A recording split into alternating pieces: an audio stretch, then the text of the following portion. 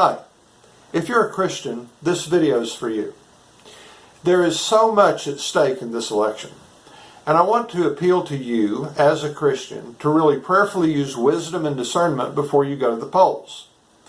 You see, the Bible says that we need to choose our leaders very, very carefully. In 1 Timothy, Paul says to Timothy, lay hands suddenly on no man. And here's what he meant. Timothy was the main church leader for a whole big city, the city of Ephesus. And the church was growing, they were appointing leaders. And whenever they made somebody a leader, they would physically lay their hands on them and bless them and pray for them and give them responsibility and authority. And a lot of churches still do the same thing today. So one Bible version translates this same verse as, never be in a hurry about appointing a church leader. Now, why would we want to take our time? Because we need to really be sure that we're making the right choice. And if this is so important just for leaders in a local church who only influence one congregation, how much more super important is it for us when we're choosing somebody to lead our entire nation of 330 million people? So there's a very important biblical principle here. Be really careful about choosing a leader. Take your time. Really look into it. Don't just do what sounds good or what looks good or what someone else has said you need to do. So that brings us to a second really important biblical principle. Whenever you're making an important decision, listen carefully and impartially to both sides. Where do we find this in the Bible? In Proverbs 18:17, it says, the first one to state his case seems right until another comes and cross-examines him. First person to state his case seems right. And then you hear the other side. Now, if you're in a church where everyone's going for one particular candidate, then you're almost certainly in a situation where only one case has been stated and heard. And the Bible says that you need to listen carefully and impartially to the other side. Here's the same message earlier in that chapter. He who answers a matter before he hears it, this is folly and disgrace to him. That's in verse 13. And the Bible always contrasts folly or foolishness against wisdom. We are supposed to follow wisdom. Now I'm going to go ahead right here and tell you that I believe, on the basis of long and careful thought, that there's a really clear choice here that Christians should vote for, overwhelmingly in this election. And if you come from some churches where maybe only one side's been presented, you might be surprised to hear me say that that choice is clearly Joe Biden. Now I understand that you might come from a church where the pastor or someone else has said, well, of course you need to vote for Donald Trump. You know, I've even heard of churches where the pastor has said, you can't be a Christian and vote for Joe Biden. And if that's your church, you might well be thinking, this guy's cracked. But why are you thinking this? Because so far, you've only heard one side. But again, the Bible says to listen to both sides and to use wisdom before you make your choice. So I hope and pray that you will do that. If you're tempted to turn this off or tune it out or just blow it off, please don't. I pray that you won't give in to anything that would stop you from really listening with an open heart to both sides. So now you may be thinking, okay, why on earth would I vote for Joe Biden? Well, let me ask you this. Why on earth wouldn't you? Unlike the other candidate, Joe Biden is a sincere long-term Christian who's actually been going to church regularly basically his entire life, more than 70 years. You know, the last time Donald Trump went to church, he tear-gassed American citizens who were peacefully exercising their First Amendment rights of freedom of speech in order to do so. And he didn't actually go into the church to try and learn something about how to live in order to please God. He stood in front of it to be photographed waving a Bible, using it as a symbol, really using it to market himself. The Bible is crystal clear that character matters in a leader, and we're to choose leaders based on their character. Jesus was also absolutely clear when he said in the book of Matthew, a good tree can't produce bad fruit, and a bad tree can't produce good fruit. In fact, we now know a lot of things about Donald Trump's character. We know, because it's been verified, that even while he was running for president, he paid off a porn star that he had an affair with. We also know that more than 20 women who were known to have been around him have accused him of sexual assault. The Bible says every matter should be established by 2 or 3 witnesses. We don't have 2 or 3 witnesses when it comes to Donald Trump. We've got more than 20 witnesses all saying the same thing. You know, Christians never used to even think of voting for someone with that kind of track record. But, well, you may have bought into the idea that none of that matters because we aren't electing a pastor. But Jesus says a bad tree can't produce good fruit. The Apostle Paul also says we should choose leaders based on their character. And here are some of Paul's qualifications. He needs to be above reproach, the husband of one wife. In other words, he should be faithful and not betraying his wife by going out and having affairs. And you know, this kind of makes sense even for national leaders. If he's going to be blatantly unfaithful to his wife, what makes us think he would be faithful to the people? He should be self-controlled, hospitable, not violent, not contentious. That means not being argumentative or divisive or putting other people down, and free from the love of money. Donald Trump's publicly admitted that his entire life has been spent lusting after more and more money. But Jesus says you can't serve both God and money. You can't worship both God and money. You might say, but Donald Trump's really okay. It's just that he's a baby Christian. Let me ask you this. Have you ever met a sincere Christian, and especially a new Christian, who wasn't trying hard to follow Jesus in the way they behave? And just how long is someone supposed to be a baby Christian before they start to actually show some fruit of their Christian faith? Years? I don't really think so. Jesus says that we will know people by their fruits. And he wasn't talking about what bills they sign. He was talking about people, about how people behave, about how they live their lives.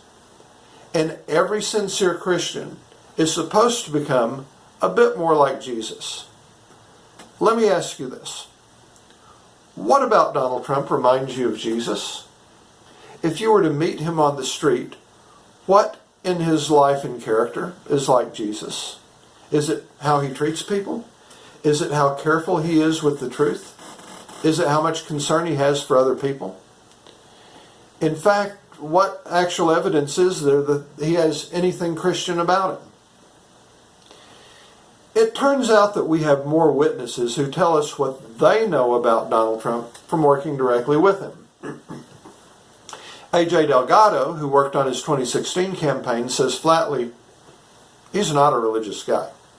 Michael Cohen, who was Trump's right-hand man for many years, tells us that after a meeting in which evangelical Christians laid hands on Donald Trump and prayed for him, Trump said, "Can you believe that bullshit? Can you believe people believe that bullshit?" Mary Trump, his niece, says, "Whenever I see a picture of him standing in a group of pastors, all of their hands on him, I see a thought bubble with the words, 'What suckers?'" And according to McKay Coppins, who writes for The Atlantic, other Trump staffers more confidentially told him the exact same things. So there we have more witnesses who are telling us clearly, and this is important, Donald Trump regards sincere evangelical Christians as suckers and as chumps to be played. And in secret, he mocks our beliefs and practices that many evangelicals consider a real and valuable part of our faith. Now, if you bought into the story that Donald Trump is actually a Christian hero, or if you think none of this matters, you might be getting mad right about now. But I'm not trying to make you mad. I'm trying to bring you to an understanding of what really seems to be the truth here. Based on the biblical standard, let every matter be established by the testimony of 2 or 3 witnesses who were actually there. So don't be mad at me. I'm just telling you the truth. If you're going to be mad at somebody, be mad at him. Be mad at the guy who's secretly mocking evangelical practices. Did you know that Donald Trump has lied to us again and again? And this is well documented. Not just a few times, or a few dozen, or even a few hundred times. Donald Trump has literally lied to us thousands of times and counting. The Bible's crystal clear that lies don't come from God. The truth comes from God. Who's the father of lies? It isn't God. And the things that I've mentioned to you are not speculation. These things have strong and compelling documented evidence that says all of these things are facts. All of these things are the truth. Are we strong enough and wise enough to face the truth? And did you know that when we vote for someone like this, people look at us and say, well, that's what Christianity is. So the reputation of the Christian faith is at stake here. Are we honoring God by who we vote for? Or might we be dishonoring God? So who's the alternative? Well, Joe Biden's certainly a fallible human being like all of us, but he shows every sign of being a decent human being. He doesn't have dozens of women who've testified that he sexually assaulted them. He doesn't look you straight in the eye and lie to you routinely multiple times a day. And he doesn't mock the Christian faith when you get him in private. When Donald Trump is tweeting about himself, Joe Biden's tweeting about how we can and should come together and do what's right for all of us. And instead of tear gassing Americans so that he can wave a Bible in front of a church, Joe Biden actually goes to church quietly, out of the headlines, away from the cameras, week after week, month after month, year after year, and decade after decade. All of this is why a growing number of evangelical leaders are endorsing Joe Biden. But wait, you say, aren't all Democrats baby killers? Aren't Democrats responsible for all of the abortion in America? And don't we have to vote for Donald Trump?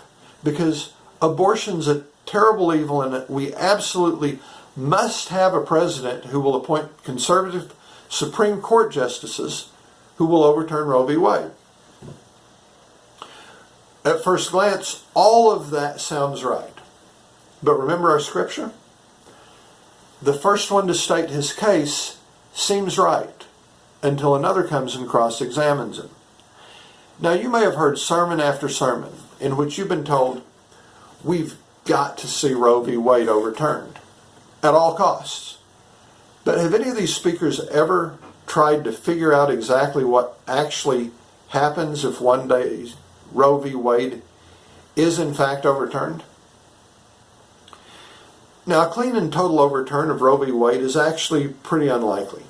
But let's skip past that little problem, which is actually a big problem, and let's just say it happens. If it does, that doesn't end abortion in America. It doesn't even make it illegal across the United States. It only gets the federal government out of it, and it makes it a state-by-state matter. And if most people in any given state want abortion to stay legal, then it's going to stay legal. In fact, did you know that there are only 7 states out of 50 where a clear majority of citizens say that they think abortion ought to generally be illegal? Here they are. Now, there are other states where public opinion is divided, and it could go either way. So I spent some time estimating what would happen if half of those states banned abortion as well. and being generous with that by mostly picking the biggest states, I came up with the possibility of about a 6 to 10% reduction in abortion nationwide. That's probably not as much as you were thinking. But I'm not the only person making such estimates. Last year, several PhD researchers wrote a more sophisticated paper in which they tried to estimate the impact of overturning Roe. They came up with a little bit higher estimate, a 12.8% reduction nationwide. But, and this is an important but, they were really trying to estimate the immediate impact. They didn't actually try to measure what would happen once abortion providers started building clinics right next to the border of those states where abortion would be illegal. And if we add in every state that they said would be most affected, there's still only 2 states in all of America that would not be right next to some other state where abortion would probably be legal. And of course, if you live reasonably near any major city, as most people in America do, in any state you can get a direct flight to some other city where abortion would be absolutely legal. But there's another thing that this whole line of thinking completely fails to take into account. And this is way huge. Right now, already, today, anybody in America can go online and buy pills that will cause an abortion for under $100. Less than that if you say you have a financial hardship. If abortion were to be banned in some parts of the United States, what do you think would happen? Don't you think those pill options would just explode? I certainly do, and it wouldn't matter whether abortion is legal or not in your state. You could just order online and get the pills quietly shipped to you in plain packages, just like millions of other packages that go through the mail every day. Or, even more conveniently, just like marijuana today or just like alcohol back during Prohibition, you could just quietly buy those pills illegally from your local street dealer. The fact is, prohibition of abortion can't possibly be any more successful than prohibition of alcohol was back in the 1920s. Back then, people bought and sold alcohol illegally just because they wanted to have a drink. Women who want to get an abortion have a far more compelling reason than that. No matter how you cut it, trying to ban abortion could only ever possibly stop less than 10% of all abortions.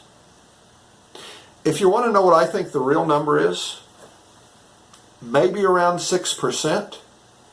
That's my best guess after calculating this several different ways. Maybe around 6%. That's about all that's even possible.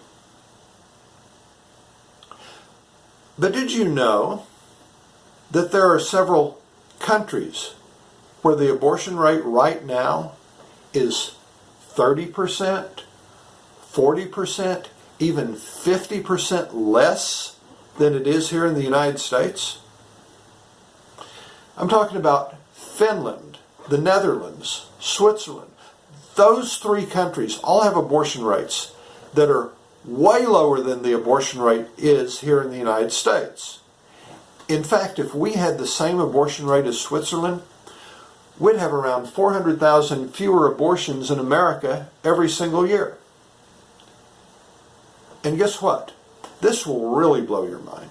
In every one of those 3 countries, abortion isn't just freely available, it's free of charge. It's actually paid for either by the government or by health coverage that pretty much every woman in the country has access to. How on earth is that possible? No abortion bans? It's not just freely available, but it's actually free of charge, and they have a way lower abortion rate than anything we could even ever get by overturning Roe v. Wade? Why is this? It's because abortion isn't mostly driven by whether it's legal or not. Did you know that no one actually wants to get an abortion in the first place?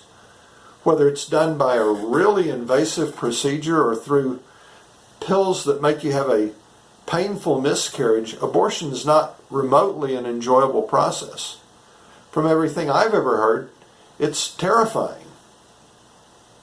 Women don't get abortions because they want to. They get abortions because they feel like their lives are over if they have to have a child. They're desperate, and this desperation will drive them to any length to get an abortion. And that's why it's so hard to stop women from getting abortions, and it's why the key to having a whole lot less abortion is to make it so that women don't desperately feel like they have to go out and get one in the first place. You see, the cause of abortion is not that it's legal. The cause of abortion is unplanned and unwanted pregnancies. And the more of those we have, the more abortions we are going to have. Okay, I'm going to blow your mind a bit more. Did you know that the abortion rate in America has been going steadily down since 1980? But during the 2 Democratic presidencies that we've had since that time, it's gone down significantly faster than it has under any of the 4 Republican administrations we've had. By the way, none of the statistics are in on Donald Trump yet, but we do currently have good stats up through Obama. So could this just be a coincidence? Did something else happen during the Bill Clinton and Barack Obama presidencies that brought unplanned pregnancies way down? Well, I looked into all the possible causes under Bill Clinton. I couldn't find anything else that would really explain the decline. Under Obama, there were a couple of things that might have helped reduce abortions, including the fact that prices came down on the most effective contraceptives. But the great big huge thing that changed was Obamacare, which made effective contraception more affordable for millions and millions of women. So, judging by actual results, do you know who appears to be the most pro-life president in American history? Contrary to what you might have heard, Barack Obama. That's based on the actual results, because abortion fell more under his leadership than under any president in U.S. history. And now, his vice president is running for the job. The fact is, we have 2 possible strategies to reduce abortion. Strategy A, try and make it as illegal and unavailable as possible. Strategy B, make it unnecessary. And you do this by providing effective sex education that actually works. That reduces unplanned pregnancies. You make effective contraceptives more widely and affordably available.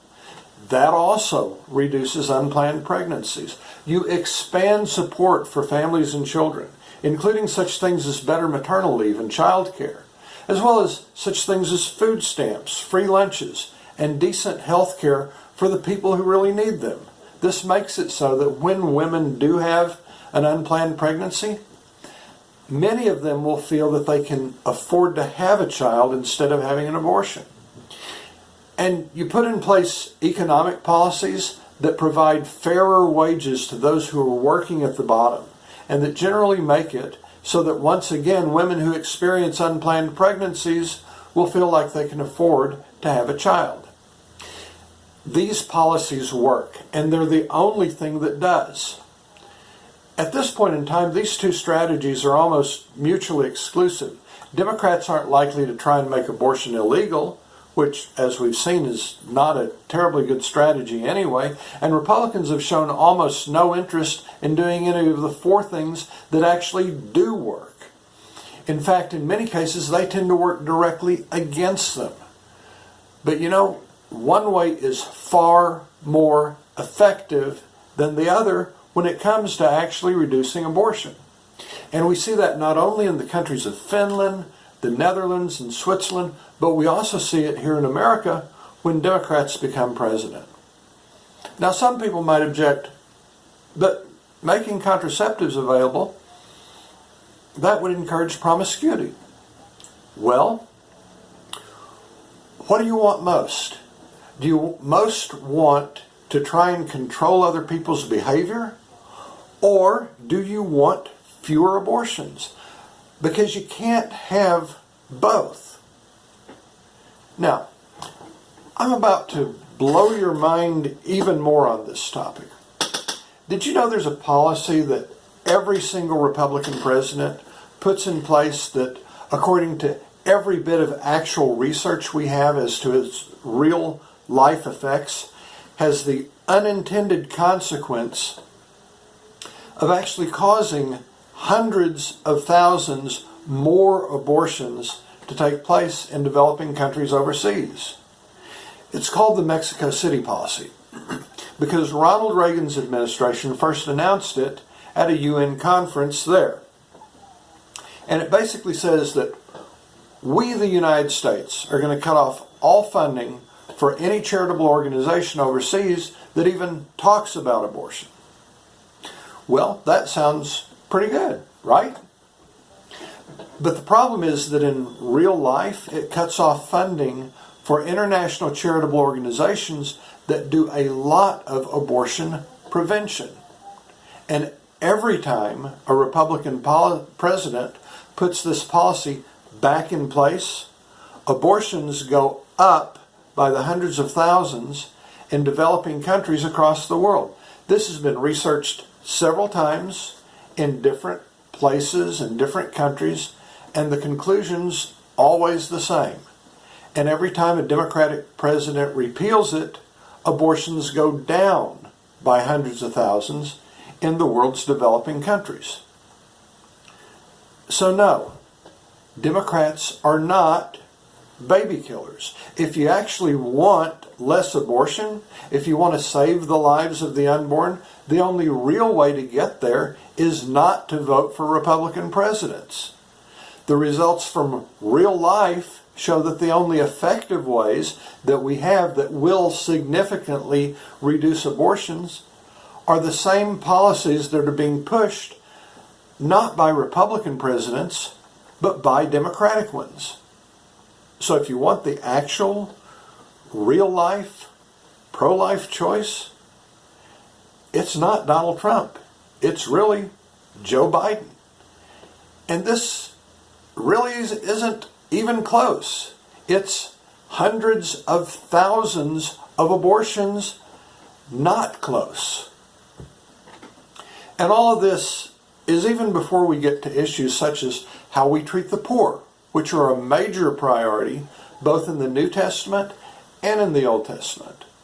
I can't even list how many times Donald Trump has tried to cut things like school lunches for poor children in America. He's proposed cutting SNAP, what used to be called food stamps, by $220 billion, even though it's helped keep 19 million American kids from going hungry. What's pro-life about that? He wants to gut housing assistance, which would raise the child poverty rate. Do you want to raise the child poverty rate? He's proposed $800 billion in cuts to Medicaid, which would plunge millions of American families into poverty. He's even quietly talked with Republicans about cutting Social Security and Medicare if he wins a second term. You know, the Bible talks about genuine Christianity being how we care for widows and orphans. Donald Trump is talking about cutting the little bit of monthly cash that widows get to try and lead a dignified life through Social Security. And all of this while he signed almost $2 trillion in tax cuts, most of which went to the richest of the rich. Just between the two of them, multi-billionaires, Charles and David Koch, just those two fat cats alone got $1.2 billion a year. Every year. From now on, 2 individuals. And then let's cut Social Security for 87-year-old Mrs. Smith. But wait, you say, aren't things like school lunches for poor children socialism And isn't socialism going to destroy America? Well, I can only reply that we seem to do significantly less than most other rich countries do to take care of the poor. And we're the richest country on earth. And why is it that when Jesus said we need to take care of the poor and the sick and refugees, that was Christianity? But when a politician says it, it's socialism, and it's supposedly going to destroy the entire nation. By the way, let's read what Jesus actually had to say about this exact matter. Here's what he had to say. It's from the book of Matthew. When the Son of Man comes in his glory and all the angels with him, he will sit on his throne in heavenly glory. All the nations will be gathered before him, and he will separate the people, one from another, as a shepherd separates the sheep from the goats. He will put the sheep on his right and the goats on his left. Then the king will say to those on his right, "Come, you who are blessed by my Father, take your inheritance, the kingdom prepared for you since the beginning of the world, since the creation of the world. For I was hungry, and you gave me something to eat. I was thirsty, and you gave me something to drink. I was a stranger, and you invited me in. I needed clothes, and you clothed me. I was sick, and you looked after me. I was in prison, and you came to visit me." Then the righteous will answer him, "Lord, when did we see you hungry and feed you, or thirsty and give you something to drink? When did we see you a stranger and invite you in, or needing clothes and clothe you? When did we see you sick or in prison and go visit you?" The king will reply, "I tell you the truth. Whatever you did for one of the least of these brothers of mine, you did for me." Then he'll say to those on his left, "Depart from me, you who are cursed, into the eternal fire prepared for the devil and his angels. For I was hungry, and you gave me nothing to eat. I was thirsty, and you gave me nothing to drink. I was a stranger, and you didn't invite me in. I needed clothes, and you didn't clothe me. I was sick and in prison, and you didn't look after me." They also will answer, "Lord, when did we see you hungry, or thirsty, or a stranger, or needing clothes, or sick, or in prison, and didn't help you?" He will reply, "I tell you the truth. Whatever you did not do for the least of these, you did not do for me." Then they will go away to eternal punishment, but the righteousness to eternal life. So how we treat the poor and the sick and refugees is so important that Jesus basically says that's pretty much his standard for whether we are deserving of heaven or of hell. Did you know that when you cast your vote and you know what that politician is going to do, you're really choosing that person to act on your behalf? You're choosing how we as a nation treat those people that Jesus just talked about. I don't know about you, but I'd like to remember Jesus' priorities when I go to cast my vote and choose what we are going to do as a nation. Because, have you noticed, Donald Trump doesn't care very much about those people that Jesus says are him on this earth, or about the lives of ordinary Americans. You know, I've closely followed his response to the COVID pandemic, and in spite of what Mr. Trump says in public, from a factual point of view, this has been catastrophic. Back in August, I compared our ongoing death rate at that time, once we had gotten the opportunity to manage this, with that of every other developed country in the world. And here's what I found. Our death rate from COVID has been 5 times that of any other wealthy country on earth. And it's still like that. Why? It's because we haven't done the things those countries have done. All those other countries. And we haven't done those things mostly because we've had no presidential leadership to do them. And we still don't have it. So when you look first at the hundreds of thousands of additional abortions that we get in real life, and then look at how we're treating the poor, and Trump's catastrophic mismanagement of COVID-19, there's just no way this administration can reasonably be called pro-life.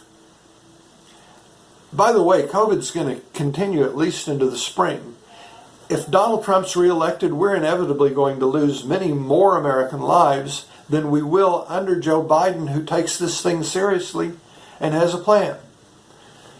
The bottom line is, Joe Biden is by far the more pro-life candidate in this race, because really being pro-life is more than just being anti-abortion.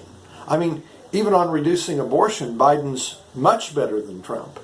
But really being pro-life means caring about children after they're born. It means caring about people's lives. And it means caring about all of those that Jesus told us that we must care about. Because in caring about other people, that's how we actually show our love for Him. So you might ask, is there any reason to vote for Donald Trump? Is there any reason at all? Well, what about the economy? Surely Donald Trump's going to be better for the economy than Joe Biden, right? I've heard a total of 3 real, genuine, major economic authorities who've weighed in on this so far. And I'm not just talking about individual economists that we can pick and choose. I'm talking about major economic expert organizations. First, we have the National Association of Business Economists, or Business Economics. In August, they did a survey of America's business economists. A full 62% said Joe Biden is going to be better for the economy. Only 25% said they thought that Donald Trump would be better for the economy. So 2.5 to 1, the nation's business economists say Joe Biden's our better choice. In September, last month, the top financial analysis firm Moody's, and if you've ever done just about anything involved with investing, you will have heard of Moody's Analytics, wrote this: the economic outlook is strongest if Biden and the Democrats sweep Congress and fully adopt their economic agenda. That means best outcome. In this scenario, the economy is expected to create 18.6 million jobs during Biden's term as president, and the economy returns to full employment by the second half of 2022. During Biden's presidency, the average American household's real after-tax income increases by approximately $4,800. So according to Moody's, if Biden wins and Democrats gain both houses of Congress, the average American household is likely to see their real income go up by almost $5,000 a year. That's probably your family that we're talking about. And by the way, we're talking about millions more jobs under Biden than under Trump. They continue. The economic outlook is weakest or worst if Trump and the Republicans sweep Congress and fully adopt their economic agenda. Even Goldman Sachs has now said that a Democratic sweep would mean faster economic recovery. So according to every major economic authority that I've found, if you want a better economy for all of us, then you need to not just vote for Joe Biden, but also hope that Democrats take both houses of Congress. They already have the House, so they need to take the Senate. In short, I've looked at every important issue I could find, and I've really tried to listen to both sides and be biblical about this and base my decision-making on actual verifiable facts and on the question, what would Jesus actually do? When I do this and dig deep for the truth, there's only one direction I can go, and it's actually not close. There's one last point I'd like to make. Unlike CNN or Fox News, USA Today tries pretty hard to just stick to plain vanilla facts and not take sides politically, which is probably why they have a reputation for being kind of boring. And while I was writing this, USA Today had a front page article titled, "These countries quietly slid into authoritarianism.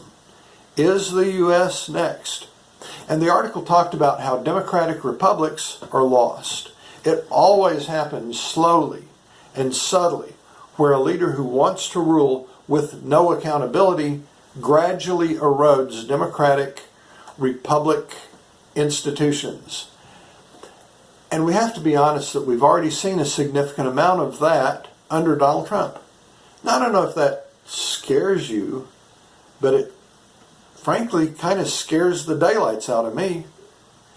Now, the article talked to historians and experts, some of whom said, yes, we're in real danger here.